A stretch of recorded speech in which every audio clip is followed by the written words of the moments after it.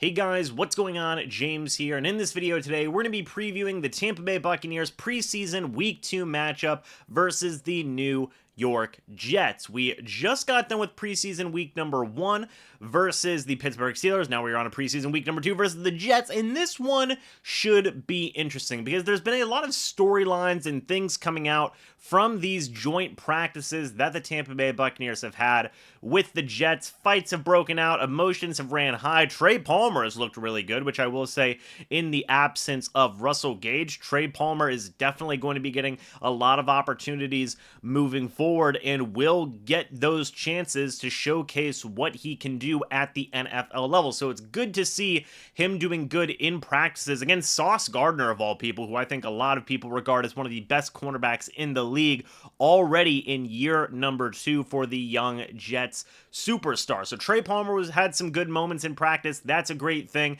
David Moore should be getting some more playing time as well, so definitely pay attention to him. He is going to be another guy who will potentially step up in the absence of Russell Gage.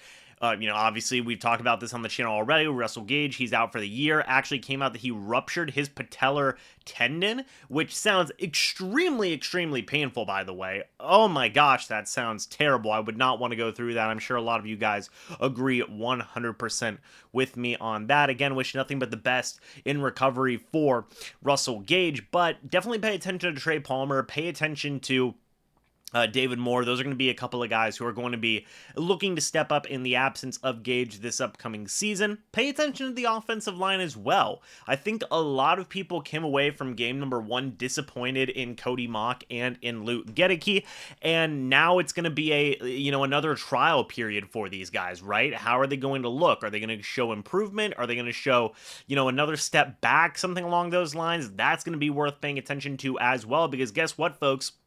Those two guys are the starting right guard and right tackle for the Bucs moving forward, and I don't think it's going to change. There's not a lot of guys right now on the roster that you can, I would say, realistically say are going to usurp those two for their starting positions.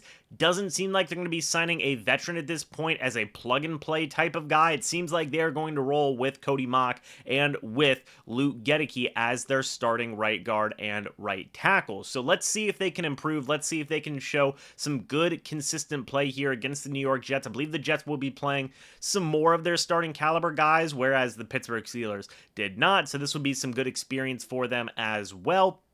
And also, let's pay attention to the quarterbacks, man, because right now, as it stands, Kyle Trask is going to get a crack at the first handful of snaps in the game, whereas Baker Mayfield got it in preseason game 1. Looked pretty good with those opportunities as well. Trask ran with some of the backups of the backups, I guess I should say, in week 1. Didn't necessarily look great. Now the rules are going to be reversed. And folks, by the way, time is ticking down as to when a starting quarterback has to be named. We've only got a couple of weeks left until the regular season begins, by the way. First off, that's exciting to just say that sentence alone, but secondly here, that means that it's kind of crunch time, man. Is this the last big chance for Kyle Trask to showcase what he can do for the Bucs if he is named the starter? That's kind of the ultimate question there. If Trask does look really good, does he make it a pretty difficult decision for the Buccaneers? If he falters and Baker Mayfield comes out and looks pretty good,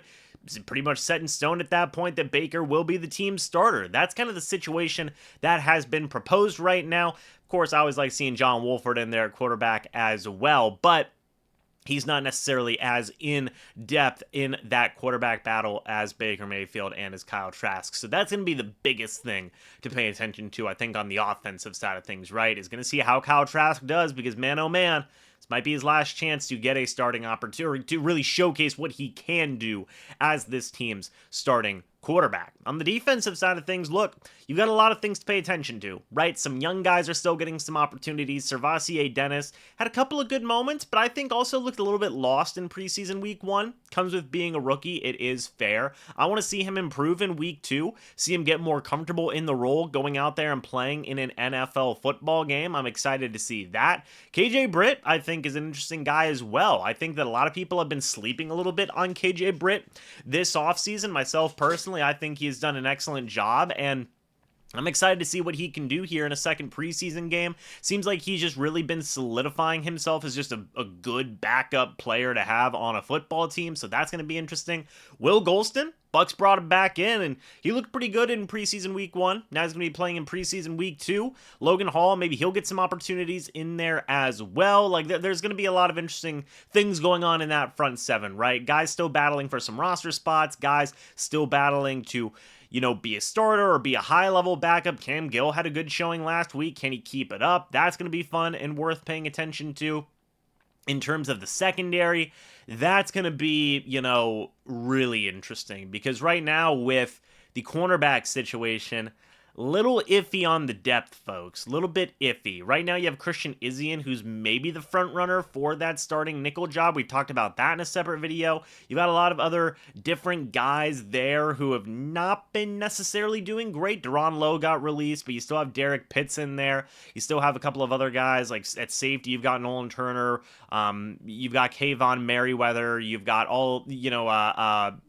Whitehead is in there as well. Like, you've got so many different guys competing for spots at the safety and cornerback position. I don't think necessarily anybody is really gone ahead of the pack, at least in terms of game time snaps and whatnot. Some guys looked pretty rough out there. Zion McCollum looked, hot and cold in game 1. He had a great interception and then got absolutely tore up on a couple of run assignments and whatnot. So is he going to improve? Like, it's a pretty young and experienced secondary right now, at least in terms of backups. And I'm going to be interested to see if those guys can show improvement. If not, I'm sure the Bucs are definitely going to be paying a lot of attention to what's going on with other teams come final team roster cuts and whatnot. Maybe they may scoop a guy or two up at some point if they really aren't feeling that confident in their backup secondary depth, which right now I think is pretty iffy in my opinion.